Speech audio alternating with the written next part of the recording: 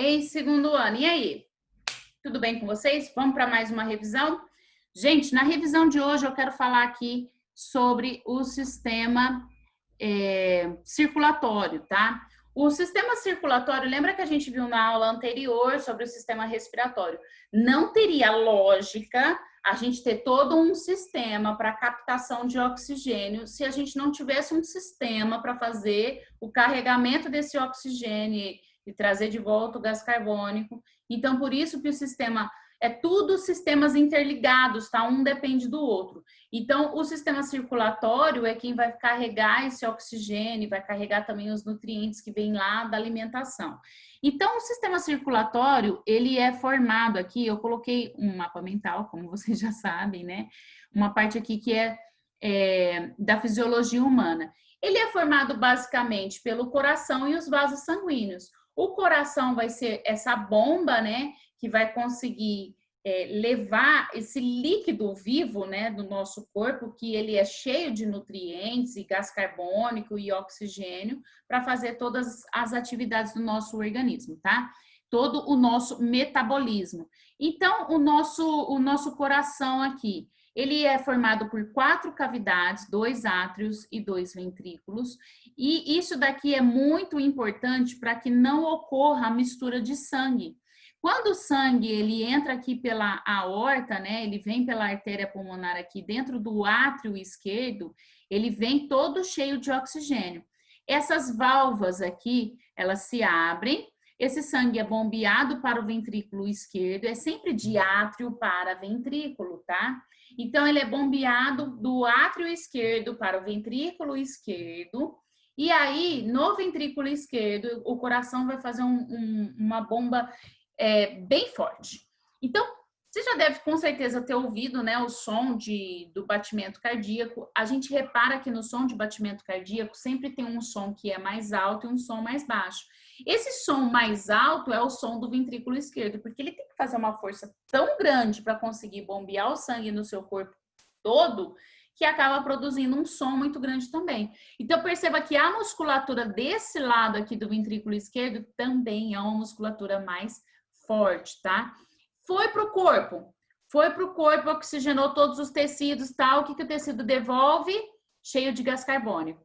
Então, esse sangue vem cheio de gás carbônico, sempre entra pela artéria. Aguarda o seguinte, que letra que vem antes? O A no alfabeto. O A vem antes. Então, ele entra pela artéria, pela veia pulmonar aqui para o átrio direito. No átrio direito, ele é bombeado para o ventrículo esquerdo. Ventrículo tá difícil, hein? Ventrículo direito, sempre do mesmo lado, de átrio para ventrículo. Átrio direito bombeia para o ventrículo direito, e aí isso daí é bombeado lá para o pulmão para ser oxigenado novamente, tá? Isso daqui, se ele é bombeado do ventrículo esquerdo para o corpo, o caminho dele é grande ou é curto? Grande, é chamado de grande circulação.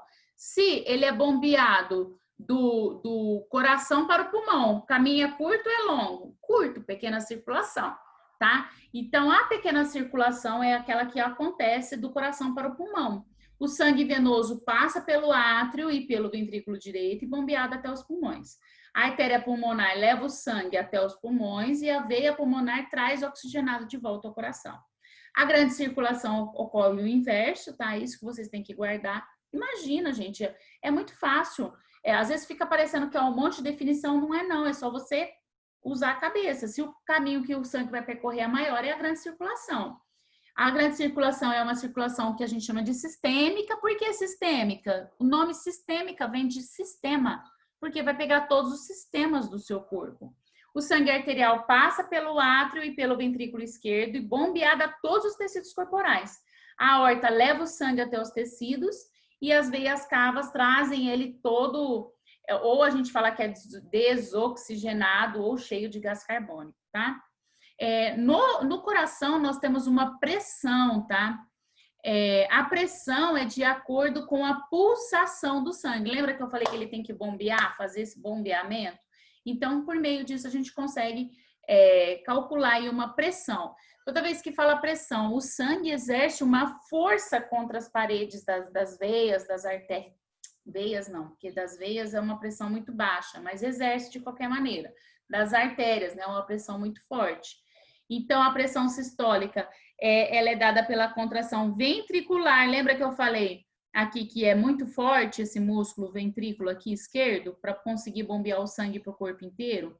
Então, por meio dessa contração produz um som, e a pressão diastólica é o relaxamento ventricular. Tá? Então, perceba que a pressão sistólica, que essa contração é muito maior, tá vendo? 120 miligramas de mercúrio. E a ventricular é menor, de 80, o relaxamento, né, ventricular, de 80 miligramas de mercúrio. Quais são os componentes? O sangue transporta as substâncias, né, que é o oxigênio, o gás carbônico e nutrientes. O coração bombeia sangue arterial para o corpo e venoso para os pulmões. Na sístole é a contração, diástole, relaxamento. Os vasos sanguíneos é essa rede, né, de artérias e veias que se ramifica e forma os capilares. Eu coloquei um outro aqui para a gente poder falar um pouquinho mais, né, sobre o sistema cardiovascular. Quais são as funções? Realizar o transporte de gases e nutrientes, a própria circulação, né? E isso requer a temperatura do corpo. Não estou conseguindo ler aqui, peraí.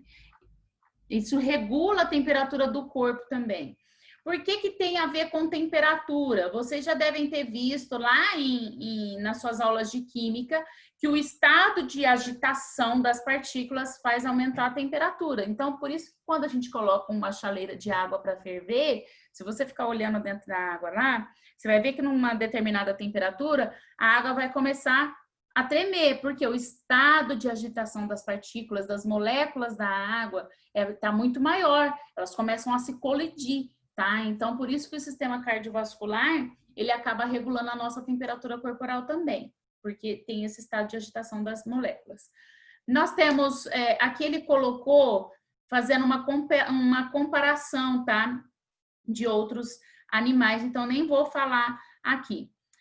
Na circulação humana, nossa circulação é uma circulação fechada, ou seja, ela começa no coração e termina no coração, dupla, porque o sangue arterial e venoso não se mistura, e completa, porque ela percorre todos os tecidos. Então, a gente não depende, por exemplo, igual os anfíbios, que tem uma respiração não tão eficiente, que vai depender aí de fazer uma respiração cutânea. No nosso caso, não é uma respiração eficiente aí.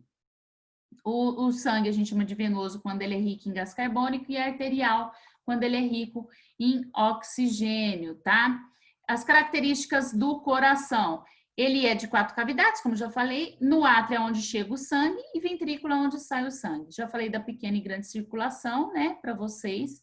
E aí aqui eu quero falar dos tipos de vasos sanguíneos. Nós temos, começando aí pelas artérias, a artéria, ela é um vaso sanguíneo que precisa ser muito resistente. Imagina o seguinte, o seu coração vai bombear, vai uma bomba de sangue, vai jogar esse sangue com muita força. Se essa artéria não tivesse uma parede muscular muito forte, ela não ia aguentar e a gente ia ficar sofrendo com hemorragia o tempo todo.